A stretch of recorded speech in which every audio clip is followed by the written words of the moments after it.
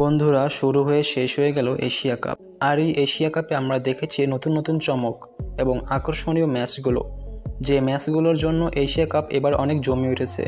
তবে বেশি মজা এসেছে এশিয়া কাপের শক্তিশালী দলগুলোর খেলা দেখে, যারা হারা ম্যাচগুলো জিতিয়েছে এবং জেতা ম্যাচগুলো অল্পের জন্য হেরেছে, বিশেষ করে বাংলাদেশ দল। আর এই জন্যই আজ আমরা দেখব এবারের এশিয়া কাপের ভয়ঙ্কর 5টি দল সম্পর্কে, যাদের মধ্যে বাংলাদেশও রয়েছে। তো এই তালিকায় কোন দলগুলো সবচেয়ে ভালো এবং বাংলাদেশ এই তালিকায় কয় নম্বরে আছে তা দেখতে হলে ভিডিওটি সম্পূর্ণ দেখুন। তো চলুন আজকের ভিডিও শুরু করি। আমাদের তালিকার 5 নম্বরে আসছে আফগানিস্তান। ক্রিকেটের ময়দানে তারা নতুন হলেও তাদের উত্থান সত্যি অনুপ্রেরণামূলক। মাত্র 1 দশকে তারা টেস্ট স্ট্যাটাস অর্জন করেছে এবং সীমিত ওভারের ক্রিকেটে বিশ্বের অন্যতম ভয়ঙ্কর দল হিসেবে নিজেদের প্রতিষ্ঠা করেছে। তাদের স্পিন বোলিং, বিশেষ করে রাশিদ খান এবং মুজিবুর রহমান, যে কোনো ব্যাটিং লাইনআপকে ঘুরিয়ে দিতে ক্ষমতা রাখে। আগামী দিনে এই দলটি আরও বড় চমক দিতে প্রস্তুত। এছাড়াও দিন দিন আফগানিস্তান অস্ট্রেলিয়া এবং ইংল্যান্ডের মতো বড় বড় দলে পরিণত হচ্ছে। আর যদি এটাই হয় তাহলে তাদের হারানো প্রায় অসম্ভব হয়ে পড়বে। যদিও তারা এবারের এশিয়া কাপের প্রথম রাউন্ডে বাদ হয়ে গেছেন, তারপরও তাদের শেষ ম্যাচে 5 বলে 5টা ছক্কাটাই বলে দেয় যে তারা ভবিষ্যতে কত বড় বিপজ্জনক দল হতে চলেছে। যাই হোক, আফগানিস্তান এখন পর্যন্ত কোনো জাতীয় কাপ অর্জন করতে সক্ষম হয়নি। এরপর নাম্বার 4-এ রয়েছে আমাদের দেশের বাঘ অর্থাৎ বাংলাদেশ, যাদেরকে বলা হয় টিম টাইগার্স। তাদের প্রধান শক্তি হলো ঘরের মাঠে অপ্রতিরোধ্য হয়ে ওঠা এবং অভিজ্ঞ অলরাউন্ডার সাকিব আল হাসান এর মতো বিশ্বমানের খেলোয়াড়ের উপস্থিতি। পেস বোলারদের উন্নতি এবং তরুণ প্রতিভাবাদের উত্থান বাংলাদেশকে এমন এক দল হিসেবে তৈরি করেছে যে যাদেরকে হারানো যে কোনো টিমের জন্য একটা কঠিন চ্যালেঞ্জ। যদিও বাংলাদেশের প্লেয়ারদের একটি বদ অভ্যাস রয়েছে, তারা একজন আউট হলে পরপর সবাই আউট হওয়ার প্রতিযোগিতায় অংশগ্রহণ করে, যার কারণে গুরুত্বপূর্ণ ম্যাচেও তারা হেরে যায়। এমনকি এবারের এশিয়া কাপের সেমিফাইনালে তারা পাকিস্তানের কাছে নিজেদের ইচ্ছাকৃত ভুলের কারণে হেরে গিয়েছিল।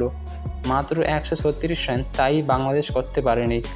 আর এজন্যই বাংলাদেশকে এই লিস্টের 4 নম্বরে রাখলাম, কারণ 1 নম্বরে যাওয়ার যোগ্যতা এখনও এই বাংলাদেশের হয়নি।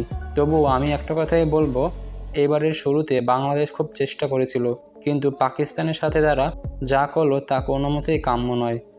বাংলাদেশ এত বড় দল হয়েও আজ পর্যন্ত কোনো আন্তর্জাতিক টুর্নামেন্টে শিরোপা অর্জন করতে পারেনি। বাংলাদেশ মোট 3 বার এশিয়া কাপের ফাইনালে উঠেছিল এবং একবার বিশ্বকাপের কোয়ার্টার ফাইনালে উঠেছিল। এরপর নাম্বার 3-এ রয়েছে বাংলাদেশের আরেক ভাই পাকিস্তান। পাকিস্তান হলো সেই ক্রিকেট টিম যেই ক্রিকেট টিমের রেকর্ড আজ পর্যন্ত কেউ ভাঙতে পারেনি। পাকিস্তানের শাহিদ আফ্রিদির 156 মিটারের সেই ঐতিহাসিক ছক্কা এবং শোয়েব আখতারের সেই দ্রুতগতির ভয়ানক বোলিং, এই রেকর্ডগুলো আজ পর্যন্ত কেউ ভাঙতে পারেনি। এছাড়াও প্রতি বছর পাকিস্তান এবং ভারতের ম্যাচগুলো হয় উত্তেজনাপূর্ণ। একমাত্র এই ম্যাচগুলোতেই সবচেয়ে বেশি টিকিট বিক্রি হয়ে থাকে। পাকিস্তান শুরু থেকে শক্তিশালী দল হিসেবে পরিচিত। ইংল্যান্ড, অস্ট্রেলিয়া এবং ইন্ডিয়ার মতো বড় বড় দলগুলোকে তারা হারিয়েছেন। এমনকি 1992 সালে ইমরান খানের হাত ধরে তারা প্রথমবারের মতো জাতীয় বিশ্বকাপ অর্জন করেন এবং 2009 সালে তারা টি-20 বিশ্বকাপ অর্জন করেন। এছাড়াও তারা 2 বার এশিয়া কাপে বিজয়ী হয়েছিলেন, আর এবারও তারা এশিয়া কাপের ফাইনালে ইন্ডিয়ার কাছে হেরেছিলেন। এরপর রয়েছে নাগিন ড্যান্স বিখ্যাত শ্রীলঙ্কা। শ্রীলঙ্কাও বিপজ্জনক দলগুলোর মধ্যে একটি, আর সেটা আপনারা তাদের খেলা দেখেই বুঝে গেছেন। তারা বাংলাদেশ কিংবা পাকিস্তানের মতো ধীরগতির টিম না, তারা প্রতিটা ম্যাচ খেলে জেতার জন্য। তাদের খেলা দেখলে বোঝা যায় তারা কতটা সিরিয়াস ম্যাচ বিজয়ী হওয়ার জন্য। শ্রীলঙ্কা মোট 6 বার এশিয়া কাপে বিজয়ী হয়েছে এবং 1996 সালে তারা প্রথমবারের মতো আন্তর্জাতিক বিশ্বকাপ বিজয়ী হয়েছিলেন এবং 2014 সালে তারা টি-20 বিশ্বকাপও অর্জন করেছিলেন। আমার মতো এবারের এশিয়া কাপে ফাইনালে পাকিস্তান না গিয়ে শ্রীলঙ্কা গেলে খুব ভালো হতো, তাহলে খেলা আরও জমতো। এরপর আমাদের লিস্টের নাম্বার 1-এ রয়েছে ইন্ডিয়া। ইন্ডিয়া নামটা শুনলেই অনেকে ভয়ে হেরে যান।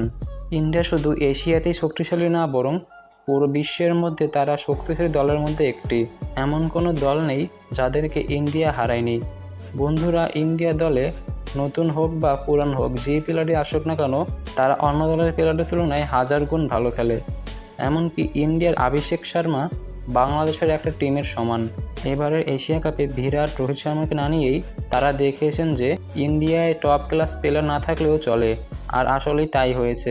তাদের দলের প্রত্যেকটা প্লেয়ার সিরিয়াসভাবে খেলে এবং অনেকে মনে করছেন ভবিষ্যতে হয়তো ইন্ডিয়া আরও শক্তিশালী হয়ে উঠতে পারে। তো ইন্ডিয়া মোট 9 বার এশিয়া কাপ জিতেছেন এবং এই বছরও ইন্ডিয়া কাপ নিয়েছে এবং 1983 ও 2011 সাল মোট 2 বার তারা আন্তর্জাতিক বিশ্বকাপে বিজয়ী হয়েছিলেন। এছাড়াও তারা 2 বার টি-20 বিশ্বকাপ জিতেছেন। তো আপনারা বুঝতেই পারছেন ইন্ডিয়া কতটা শক্তিশালী এবং ভয়ানক দলগুলোর মধ্যে একটি, যদিও তাদের বিরুদ্ধে অনেক সমালোচনা রয়েছে ম্যাচ ফিক্সিংয়ের অভিযোগে। তো এই ছিল এশিয়ার সেরা 5টি ক্রিকেট দল। প্রতিটি দলেরই আছে নিজস্ব ঐতিহ্য, প্রতিভার চ্যালেঞ্জ। এই দলগুলোর প্রতিদ্বন্দ্বিতাই এশিয়ার ক্রিকেটকে এত আকর্ষণীয় করে তোলে। তবে আমি যে তালিকাটা দিলাম তা হয়তো অনেকেরই পছন্দ নাও হতে পারে।